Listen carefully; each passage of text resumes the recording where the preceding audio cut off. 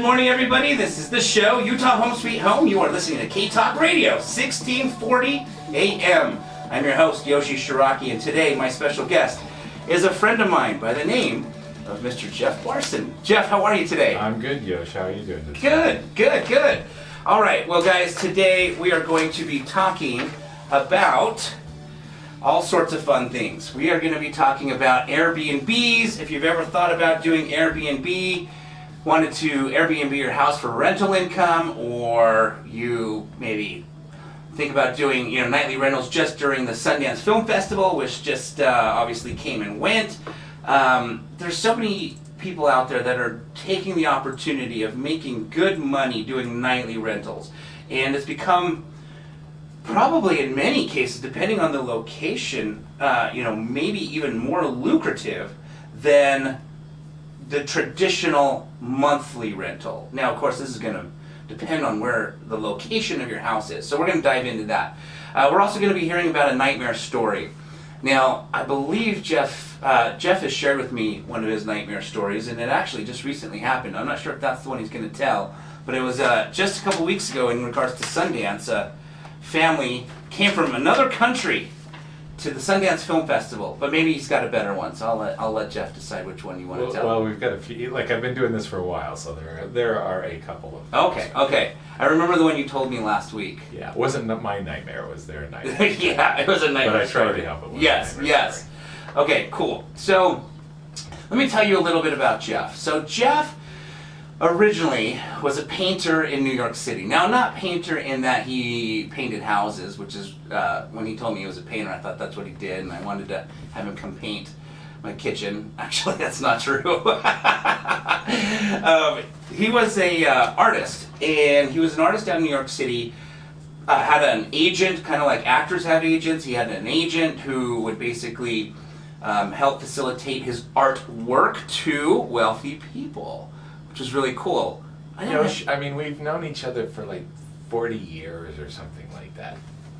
Yes, that is true. Well, you got to get my story down better. No, realist oil painter, New York City. Yep.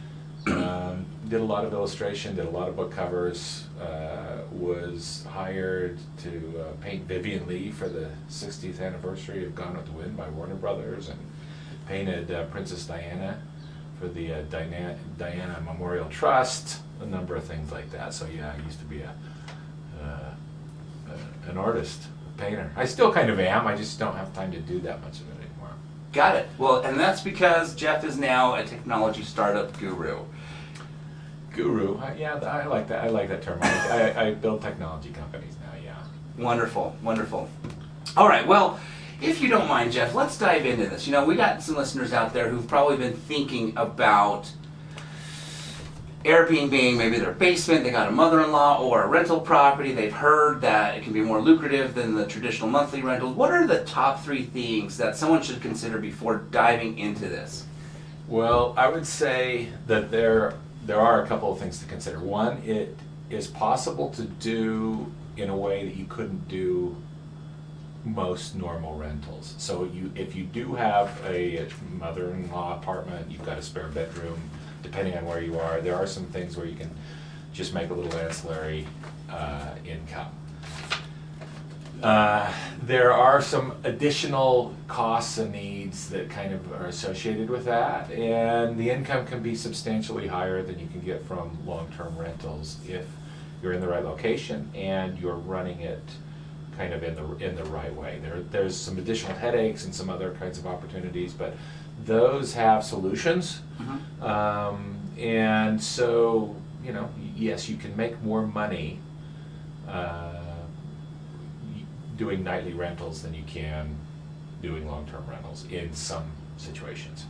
Gotcha. Okay, so break that down for me. Okay, that's so one. Yeah, please. Yeah, so if you're doing nightly rentals, you're going to have to be someplace where somebody wants to go. Okay, that's probably number one. Visit. So I have a duplex in Park City. Mm-hmm. And it does really, really well over the winter. A couple of times, when there's a high tourist traffic and people kind of want to be there. Like Sundance. Yeah, there's high demand for that. And in one half of the duplex, I have long-term renters, and in the other, I do kind of nightly rentals. Very And cool. I only have long-term. I only rent the one long-term because my daughter's living in that side. So there's a thumb on the scale. Got right it. there. Got it. So, can I live in the other side? Not during Sundance.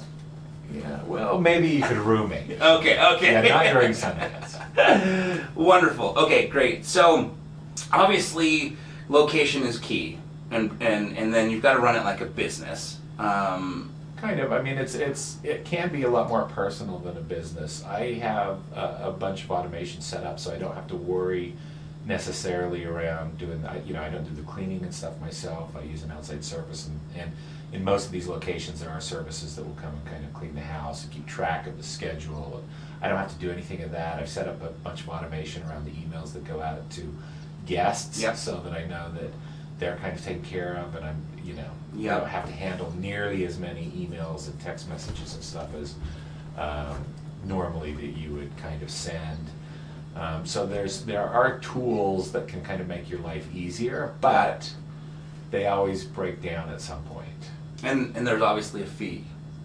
Yeah, I mean, the email kind of service that I use is actually only $5 a month, so it's almost free. It's almost free. Okay. Yeah, the cleaning service essentially costs me in Park City $200 for every cleaning, so that's just essentially included in the rental, of the guest generally pays for that, but it's not inexpensive.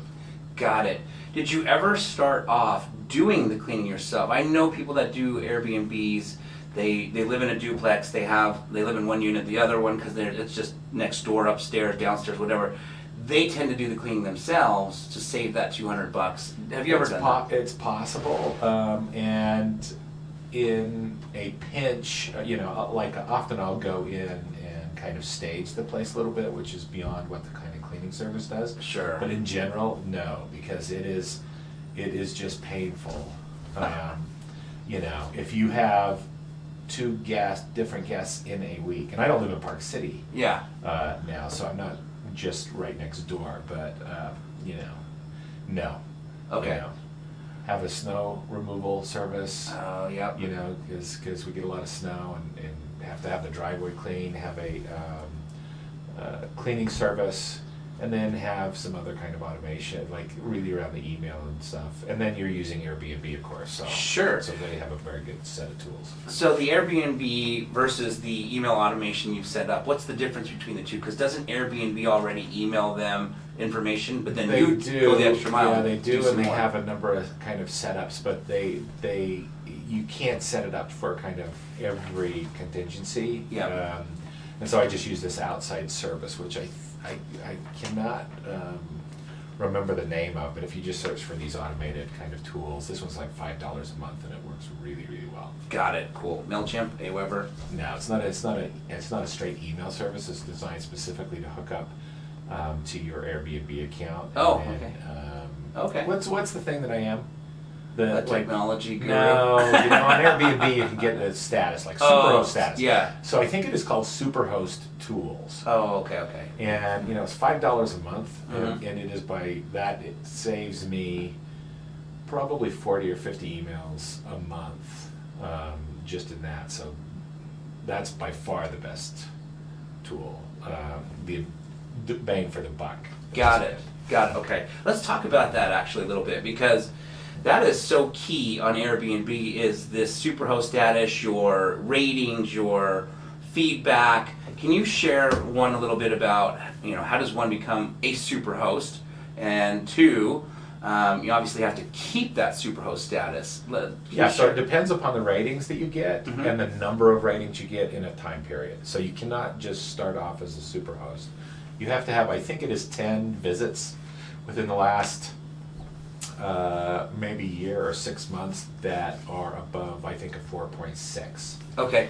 And then you can achieve Superhost status, and that gives you additional access to support if you have a problem and need to call into Airbnb, as well as a little bit more visibility. And there's some filters and stuff on Airbnb, so people looking for a place can search where they only want kind of superhost, you know, places to stay. Right. There's a tendency to feel like you're going to be taken care of, which is probably accurate there. Absolutely. If someone's already a superhost, they've already have a history of taking good care of people. Yeah, yeah. I didn't realize that. So you can go on to Airbnb and search just rentals that are superhost. Yeah, I think that there's a little button, like a filter cool. that says just search superhosts this way. And they elevate you in their search rankings and stuff a little bit, I think, because they also want the guests, they want to have smooth transactions, right? Yep. And so they're not really interested in having problems. Yeah, yeah, absolutely. Okay, a question that I get asked a lot. So I represent clients who are buying investment properties. I assist friends and family and all sorts of people with purchasing investment properties that they're going to have as rentals. And they ask, should I Airbnb this? If the property is not, let's say, in a highly tourist attraction area, it's not in downtown Salt Lake, it's not in Park City, it's not by the mouth of the canyon where someone could shoot up and ski, maybe a less desirable place where someone would come to Salt Lake, fly into the airport, and stay, what's your recommendation to some of these people that are like, hey, I want to Airbnb my rental, but it's not in a desirable touristy area? Is there any thoughts to that? Yeah, you're just not going to generate as much revenue or have as many rental nights. Okay. Like it's super simple. Like Airbnb is designed to facilitate somebody going and staying for a relatively short period of time, although occasionally I'll get an inquiry around a month or longer. Yep. Somebody wants to stay there for that length of time. If you're just doing a room in your house, to have somebody live, somebody's going to come in for a concert or some other kind of thing, occasionally you're going to get some kind of traffic. So the cost of setting everything up and running everything, you'll end up making that decision, but I would not do that. Got it. You would stick to traditional rental at that point. Someone's going to stay there for 12 months. Well, there's some additional, yes, because there's some additional kind of benefit, because everybody has to live someplace, so, one of the things that I've found, which I think is interesting, is that Airbnb guests are there's less wear and tear on the property than with long-term rental people, because they're not living in there all the time. Sure. Most of the time they're sleeping there, and they're not putting holes in the walls and hanging pictures. They're just not, often they don't have dogs that are living in the place. There's just not the same amount of kind of wear and tear. Right. But there is a higher level of kind of hand-holding and interaction that you're going to kind of have to handle that way too. Got it. Okay. Speaking of dogs, I have stayed in some Airbnbs that we looked specifically that were dog friendly because I have dogs, and so I like to travel with my dogs. Do you allow dogs? And if there's a reason why, one way or another, you So in the listing it says no, but I will consider it depending. Like I get inquiries fairly often about could we bring a dog, and so I'll ask them a couple questions. If I'm satisfied that we're not, it's not a little hellion, then I will generally say yes, because I'm very dog friendly. Yes. That way, so I don't as long as I don't think that there's going to be an actual problem. I'm okay with that, even though I've got it listed with no pets. Got it. Okay. Now, as far as still going back to the superhost, I have several friends of mine in the real estate community that have converted their long-term rentals into Airbnb because of the location, and they realize they can make more money per month renting it on a nightly basis. And one of the things that that's pretty consistent with these individuals that are getting the high rankings is they produce great customer service, but they also have baskets of food or shampoo or little bottles of wine, or they make the experience amazing. How important is those little touches? Well, so it's incredibly important. Okay. Like your ratings, what somebody is going to leave for you and what you're going to leave for them, are important on both sides. So just like Uber, like Amazon, other types of things, like hosts on Airbnb are very concerned, or not, their ratings are important. Right. And so if you're doing this well, you're going to just get consistently 5-star reviews. I don't think I've ever had anything other than a 5-star review, to be honest. It's possible, but I don't remember it. Huh. If it kind of happened, because I want to just That's communicate awesome. clearly. You know, you're not trying to overpromise and lure something into some, a place that it's not. Right. And so as long as people feel that everything worked okay, that the communication was clear, that the Wi-Fi password and other kinds of things kind of worked, and then you can kind of go beyond a step just a little bit. So one thing that I do, and this has worked out extremely well, I found a company here in Utah called Mountains. Okay. So it's M-O-U-T, I think it's MOUT-TINS.com, something like that. And what they have done, it's a wonderful business. They provide hosts and hospitality places in Park City deals around Park City that then they can give to people that are staying there. Oh, so, like at restaurants? Yeah, so you have it comes in a little tin, and there are coasters. And each coaster, I think there are 12 of them, is a $10 gift certificate to a different restaurant in Park City. Oh, cool. So I have been leaving those. So I used to leave coffee, and like I used to make a gift basket essentially, and I still kind of do that, but I include this, which it has a little map of Park City. It's got $120 worth of discounts around all of these things, and it's something of a kind of a keepsake of your stay that is coming directly from the host and stuff. And so that has worked out extremely well. Very cool. Like, I'm in awe of how well that's worked, actually. Huh. So, yeah, if you guys got, is it only in Park City? I think so. I think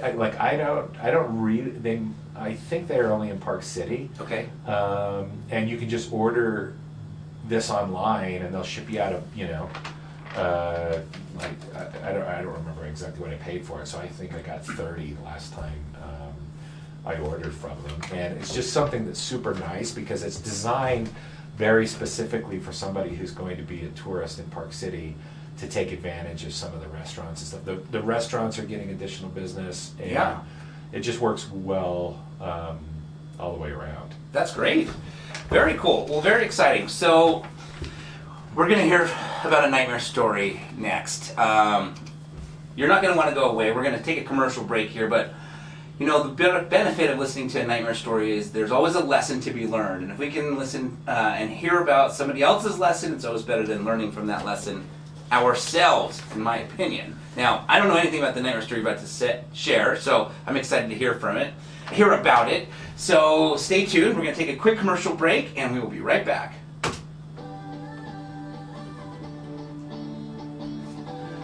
With smartphones and technology making life a little easier, the Snap Leash has also been designed to make life a little easier for you and your pup. Whether you're out on a stroll in the park, or possibly a walk through the city, or maybe even a hike up in the mountains, the Snap Leash is the perfect leash for you. The Snap Leash can easily and conveniently convert into 7 types of leashes, making the Snap Leash the most convenient leash in the world. What other leash do you know that is 7 leashes in one? With Snap Leash having appearances on the Today Show in New York City, TV 47 in Dallas, Texas, and ABC 4 on Midday, Utah, you are definitely going to want to take a peek at what the Snap Leash can do for you and your best friend. Make life a little easier for you and your pup, and visit www.snapleash.com today. I need to get some of those Snap Leash. I gotta get some of those Snap Leashes. You really do. I've got a number of people that I want to give those to. Really? Yeah. Well, we'll have to get you some. Are they in stock again? They are in stock. Okay. Yes. I need some. All right, guys. Well, you are listening to K-Talk Radio, 1640 AM. This is the show Utah Home Sweet Home, and I'm your host, Yoshi Shiraki. Our special guest today is Jeff Barson. He is sharing some knowledge with us on Airbnb nightly rentals. Dropping the knowledge bomb. Dropping the knowledge bomb.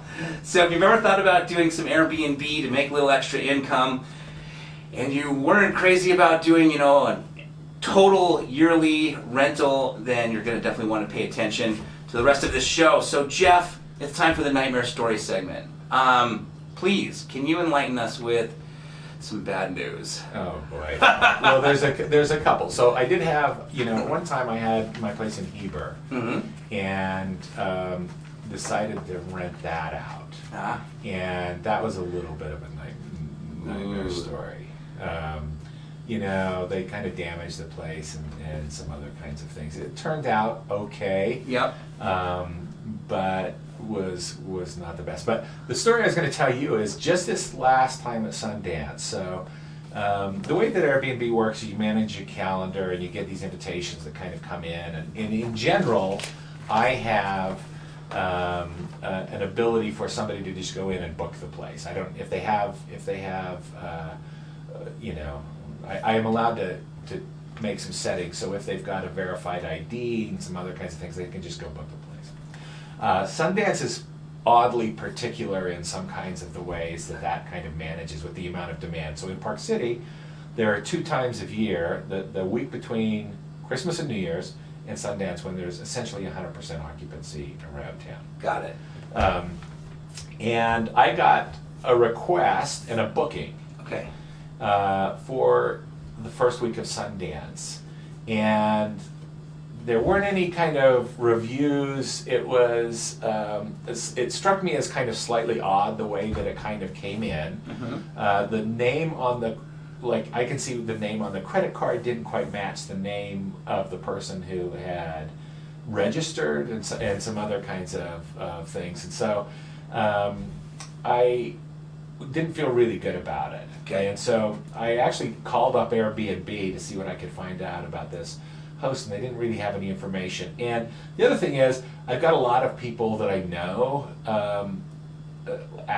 people from New York and other places that are always interested in Airbnb. And so I made a decision to cancel this booking. And I did this within, and this is probably 6 weeks before Sundance. Okay. I got the booking. I canceled it within probably 2 hours of when they canceled it. Yeah, super quick, because I knew that somebody who was looking, if they were in any effect, they're going to need to find another place. Yeah. And so I try and do that. If I have to do that, I try and do it just as soon as possible. So everything happened just the way it should. I got a cancellation notice and some other kinds of things. Ended up, booking it and some other night, during Sundance, and I don't remember exactly where I was. I think I was up at the U, actually, and I got a text message that says, "Hey, can you give us the code to the house?" Which is slightly odd as well, because people usually are using the Airbnb app or something, not texting me directly. Right. But in one of the emails that goes out, I include my phone number if there's an emergency. And I looked down because I got the notification, and then I looked at the actual text message, and they had also sent a photograph of the front of the duplex. Oh no. That I could tell they were standing in front of the duplex. Yes. So I called it up, and it was a very nice group of filmmakers from Mexico. Oh. Wow. Who were trying to get into the house and had not been notified, or something had gone wrong. Oh, no. Because there had been a group of them, and they used somebody's credit card in order to book the place. And so I don't know if the notifications got kind of screwed up or went whatever. to someone else's inbox. But it was a little bit of a nightmare, because I had other people arriving that had booked the place within a few hours there. So here was a group of filmmakers from Mexico who'd gotten into Sundance and had just then booked a place to come see their film, and they'd showed up, and essentially they're in a foreign country with no place to stay. And so it was about we got them kind of situated and got them into another place. I called up Airbnb immediately. Yes. And said, here's my kind of situation. They're like, well, we sent out the notifications, and you don't really have anything to do. And I was like, well, you don't understand. They're like, I can't just leave them here. Right. It's snowing. Yeah. It's 22 degrees outside. I'm not just going to kind of cut bait. Oh, I'm off the hook. Great. On this crew and stuff. And so we were able to Airbnb actually kind of steps up in those situations pretty well. Okay. If you're not being a total doofus. Right. They will attempt to kind of help you that way. But I felt really bad. I literally was getting in my car to drive up there because I was going to go pick him up in Park City and drive and let him stay at my place down here in Salt Lake. Oh, wow. And, like, Until you figured it out. Like, they're literally at that time of year in Park City is almost no place that you can kind of go. Yeah, exactly. There's no backup plan. And so I thought, like, that wasn't as much my nightmare. I was very concerned about it, but you can end up in there's just a lot of moving parts, and sometimes things kind of go wrong just a little bit. That's what I'd throw out as a nightmare story. I have had guests that have done broken things or spilled wine and some other kinds of things, and generally it's not that big of a problem. Right. As long as you're not, you're not a wiener. I'll say that. Because it can't. Because I will tell you this though, Airbnb. The nice thing about going through Airbnb is if somebody does damage that and you document it and you have good status and some other kinds of things, and it's obvious that this actually happened, they'll just credit your account and then they will. Really? Yeah. They will credit your account before they don't have an argument with the people. Yeah. If somebody broke a window or some other kind of a thing, they will just kind of. You'll have to get a bid. Yeah. But they will just pay you, and I don't know exactly what I assume they charge the other person's credit card. I don't even know, but I've had a couple of things like that. In the one was $3,000 worth of damage. Wow. And I had to document it and get some bids, but Airbnb, I was they just stepped up and paid, which is not what you get in long-term. Yeah, exactly. Rentals kind of thing. So there's a little bit of a safety net. No kidding. You get a long-term tenant does $3,000 damage to your property. It's a $3,000 expense when they move out. Often the case. Yeah. Very cool. Do you know what happened? So just curious to this. I know that Airbnb essentially found them a place to stay, and I think that they probably just looked at their inventory and booked them. Got it. So I don't know if they might have had to move. Yeah. Meaning they probably were not in the same place for 7 days, because that would be very, very difficult to imagine. Yeah, exactly. And I'm sure they had to kind of pay for it. Yeah. But they weren't. They weren't homeless. they weren't, and they weren't down in my basement, because I think there were 7 of them. Oh wow! Do you speak Spanish, Jeff? Not very well. I'm speaking Spanish as well as they spoke English. So. Yes, that could be tricky. Got it. And do you know if they? You probably have no idea, but just curious. I mean, they probably stayed in Park City, or maybe they got down to Salt Lake, or they might have gone over to Heber. I mean, there's a lot of places. I don't know where they actually ended up. Got it. But I did follow up, and Airbnb just said, we found a place for it and stuff. So I was like, okay. Gotcha. I'm gonna have to drive up the canyon. Yeah. Oh man, that is definitely a nightmare story. Just out of curiosity, what was $3,000 in damage that happened? A family reunion. Okay. They'd rented the place in Heber for a family reunion, and essentially, I think probably gotten drunk, and so there was some. This was not a nightly rental place. This was a little bit of a nicer place. Yeah. Ended up putting a bunch of scratches in, some antiques and some stuff like that. It was something, to be honest. And this is a little bit more of a nightmare story, but kind of shows you how Airbnb can kind of work for the homeowner. Is what had happened was they'd had a family reunion. Okay. And I think that the person putting on the family reunion was something he was a wiener too. And so he made a claim that, I had never rented this place before. Okay. And I left one of the things unchecked or checked or something like that. Yeah. That said that breakfast was included for some reason. Okay. Like when I was making the listing, I had checked that breakfast was included. Yes. Now we had communicated, and he asked about that specifically because this is a home on 2 acres of land. Like there's no it's a horse property. Yeah, it's a horse property. There's no live-in help or anything. Right. So he said, is breakfast included? And I texted it back very clearly. Yeah. No, this was a mistake and stuff. And so what happened is after they had stayed there, I wasn't really happy because they had kind of they had damaged some stuff. They damaged some hardwood floors and some other kinds of things. But I was just kind of like, you know, sometimes you take your lumps. Yeah. It's not, you know, it's not worth any kind of hassle. But he opened up an actual claim asking for a reduced rate because breakfast wasn't included once they showed up.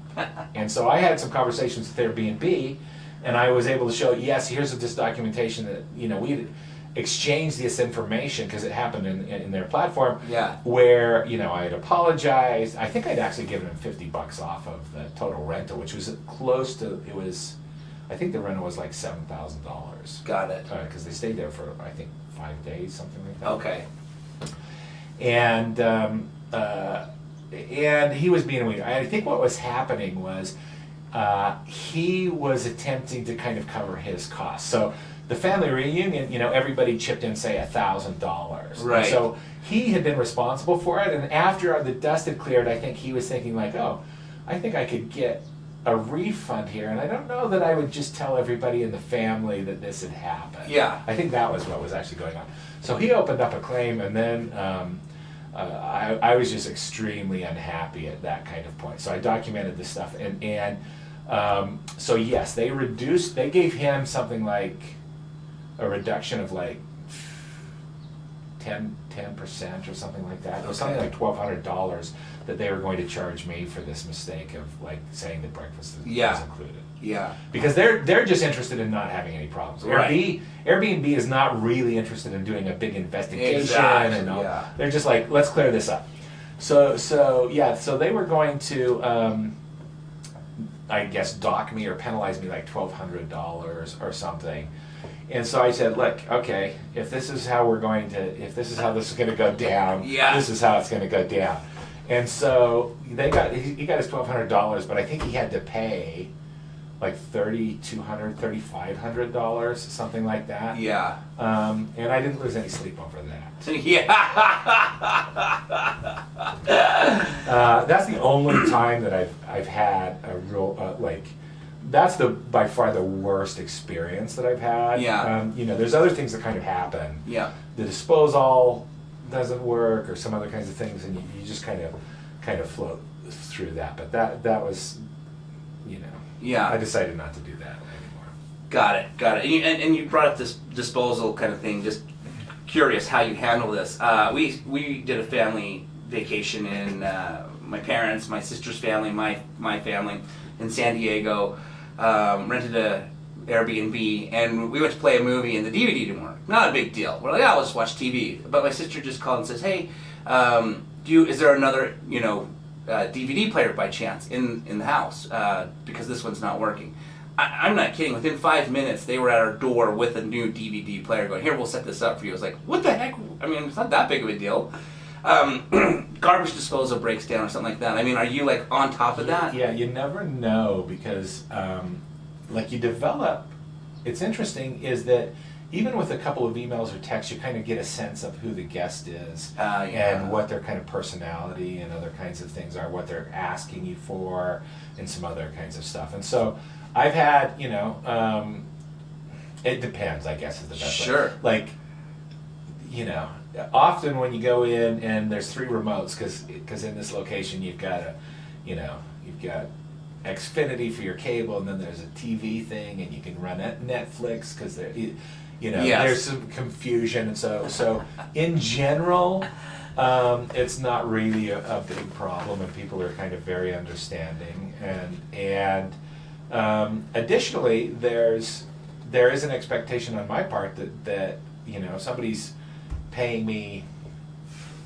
in some cases it's a significant amount. Sundance, this property rents for say $750 a night, which is not insignificant that way. So you know, so we provide cable and do all of these things. It's not just a box to stay in that way. And I think if you treat people that way, as though they're actually kind of a guest and you're going to kind of take care of them, then they're not as concerned. So I've had lots of situations where something has not worked quite right. Mm-hmm. The disposal was one that happened fairly recently, and it didn't work I think the previous guest had clogged it up or something like that. And okay. this guest, like, I didn't even know about it for 2 guests. Oh, wow. Because nobody Used it probably. Well, they were using it because it was in the sink. Sure. But they were so happy with the rest of the experience that they're just, hey, just so you know, the disposal doesn't seem to be working. Does that make sense? Yep. And there are other situations where somebody will call up and want you to come up and clean the disposal at 2:00 in the morning. Right. Right. It just depends. And so if you're going to get into that business, it's a hospitality kind of business. It is not the same way where you're just vetting somebody for a long-term stay, checking their credit rating, and then Yeah. Yeah. So that's super important because that's something to think about. Going back to the top 3 questions someone should think about. I actually had a friend who had a duplex in the Sugar House area, and he lived actually in one of the units, rented out the other side, and they got a lot of traffic due to conventions downtown. And for those of you that know Salt Lake County, Sugar House is a very hot, desirable, fun city. Lots of restaurants, lots of entertainment, close to downtown. So he stayed occupied fairly well throughout the year just due to all the conventions that are happening downtown.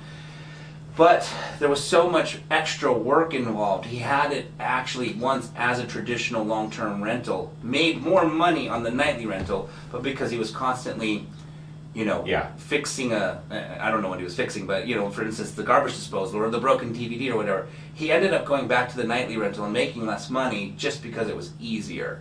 Well, there's opportunity costs. You're going to be Yeah. doing some things that you normally Exactly. So the reason this works pretty well in Park City is that it's set up. There's already cleaning services and stuff. Yeah. To do that. There's already snow removal services that kind of do that kind of stuff. If you're not in a place that has those types of services that you can kind of take advantage of, either you're going to be doing it, or it's going to be a problem in some way. Yeah, very cool. All right, we're going to take another commercial break here, but when we come back, we're going to talk about the step-by-step on how to get started on Airbnb. And actually, I'm going to ask you when we get back. You keep saying Airbnb. I'm just curious, and when you can answer this when we come back. If you also do VRBO, so we'll talk about that, the difference between the two, if you even know the difference between the two. I'm not sure if you use the other platform. So, on that note, we will head over to commercial break.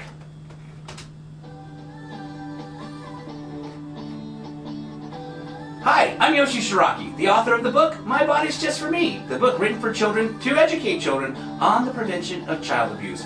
With the assistance of multiple best-selling author Richard Paul Evans, we are able to establish and publish this book as a tool to help break the ice in an easy and innocent way to help children understand and learn how to speak up and communicate. I have been invited numerous times on to Good Things Utah to discuss the importance of good communication with your child in regards to abuse, and also to discuss how the book, My Body's Just For Me, is a great tool for every parent when having that tricky conversation with their children. For more information on the book, My Body's Just For Me, please visit www.protectourangels.com today. And remember, the more we focus on prevention, the less we'll have to focus on rehabilitation.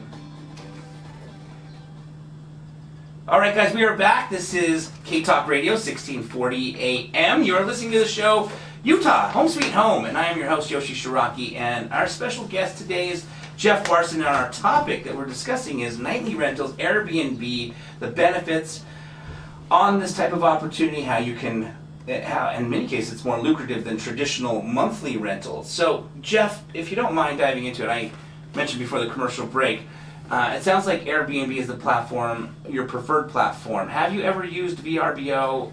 Do you maybe still use it? You're just saying Airbnb. I have used VRBO. I used a service, and the problem is that if you're trying to do it by yourself, you have to kind of try and tie everything together with calendars and some other things. There are a couple of services that will tie them together, and I used one of those services, but the management fee, I didn't like it.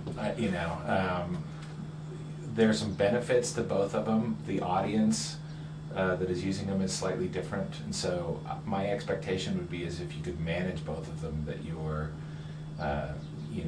filled nights will go up. Okay. Because your audience is kind of larger that way. Sure. But it is a little bit of a headache, and it's always a kind of a trade-off between what it is that you can kind of manage, how you want to manage it, how much time you can kind of devote to kind of doing this. Yeah. I in general, try and devote as little time to doing this as possible. Okay. You know, so I don't have a huge amount of experience. I don't think that the tool set is quite as good for VRBO as it is for Airbnb. So I essentially just went with Airbnb only. Got it. But you did use VRBO, had the experience, and said, I used them for about a year. In addition to Airbnb. So a long time. Before I, and like I said, I was using them through a kind of a third-party service that tied and allowed you to get on all of the platforms at once, and they managed that. Gotcha. But the way that they managed it didn't give you quite as granular of control, and it just became a little bit more of a hassle than I wanted. Got it.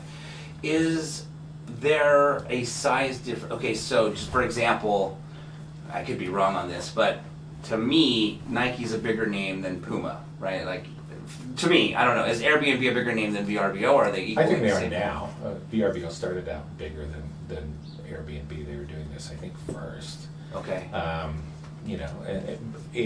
I don't know how many people are on Airbnb, but it's enough. Yeah. I can only rent once at a time. I probably have, say, 30 to 40 stays a year. Okay. Airbnb has more than that on. Yeah. Exactly. Gotcha. Just out of curiosity, what do you typically do then? Let's say, so for those listeners out there, we're probably a heavily touristy type of city during the winter time because of the ski season.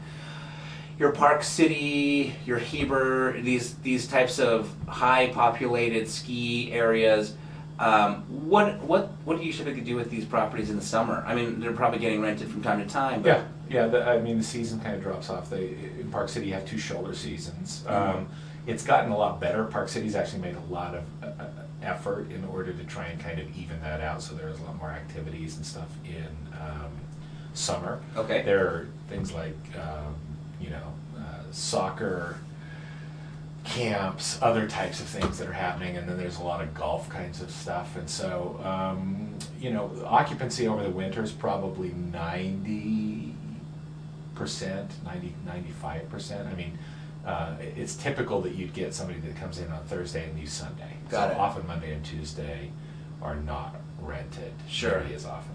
Okay. And in the summer, you'll have all sorts of different kinds of things, different lengths of stays. Oftentimes people will stay a week, sometimes they'll stay longer. Sometimes I get like people that are there for work that are staying there, like a group of people that are there for a conference or some other kind of stuff. So it's a little bit hit and miss that way. Okay.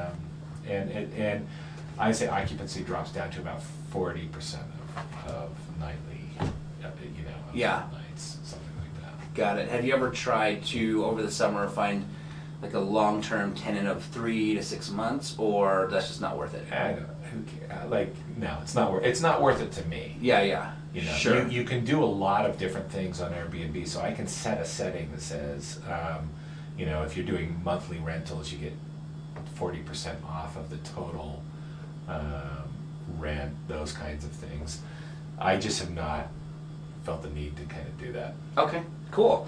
All right, so let's dive into this. So our listeners out there are going, okay, well, this sounds attractive. I want to do it. I've got a rental property, or I live in an area that's desirable for tourists, and I can rent my basement or my other half of the duplex or whatever. They want to rent a room. What is the very first thing? Let's break this down step by step, if you don't mind. What's the very first thing that they're going to need to do? Okay, so here's a very specific list. You just go on Airbnb. It's very straightforward. You're going to have some photos of your site. You're going to upload the listing. You want to be completely accurate, because one of the things that guests will ding you for almost immediately is if you've overhyped your place and said that there were amenities that aren't there, or that it's nicer than it kind of actually is. And you can search and see what everybody else is kind of charging and some other kinds of stuff. But then there's some very specific things that I would kind of do around how you're going to kind of catch this. So I would put mountains in this mountains. I think it's it's MOU-TINS. And I would order some of those kinds of things as a gift. That just works extremely well. Got it. So you talked about your duplex during Sundance, rents for $750 per night, correct?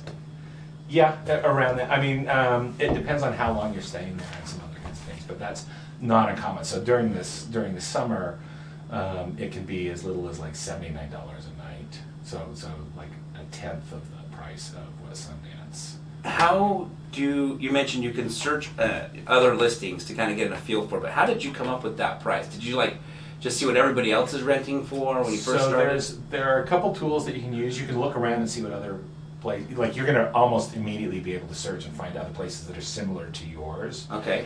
And see what their occupancy is and some other kinds of things. There are some tools now, because Airbnb is big enough, where they will scrape all of that data and they will build a predictive model so that you can see here's what they're recommending that you put in. Got it. Those are workable in some ways, but not always the best. Like they're a little bit all over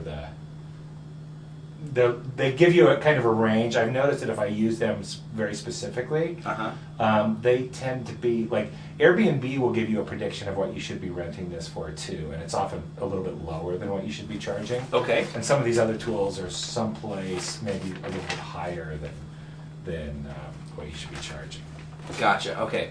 So pretty much, if you just go to Airbnb, they're going to hook you up with the step-by-step of it, from pictures. They will not hook you up with description, pictures and stuff. Telling you what to do. Depending on how that works, like if you become a super host and stuff, then like once a year they will.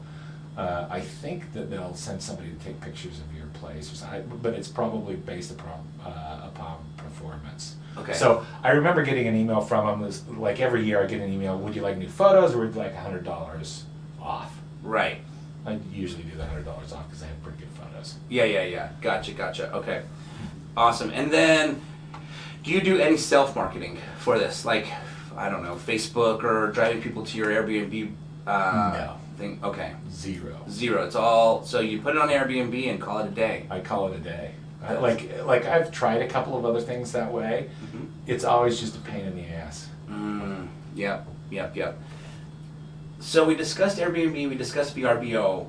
Are there any other platforms out there, in case these listeners are listening to that are very similar? There are a bunch. There's a platform that I looked at called, I think it's called Trade My Home or something like this. Okay. Where you can actually trade with somebody else. It's not really a nightly rental. Okay. But this appealed to me a little bit, where you trade homes with somebody else around the world. Oh, yes, I heard about that. So you're like, yeah. I want to go to Thailand for a year. I don't know if there are that many, Thai people that are wanting to come to Salt Lake City for a month or something like that. But maybe. But you trade homes. There's a number of ways that you can kind of. Manage that depending on what it is you're wanting to do. Right. Have you ever done that? No. I don't have any time to do that. I can't go to Thailand for a month. Well, it doesn't have to I be got Thailand. stuff to get done, Yosh. That's right. Great. Well, I want to thank you so much for being on the show. We have come to the end of the hour. This is the show Utah Home Sweet Home. This is K-Talk Radio 1640 AM. I'm your host, Yoshi Shiraki. Jeff, thanks again for joining us today. My pleasure. Wonderful. All right, take care.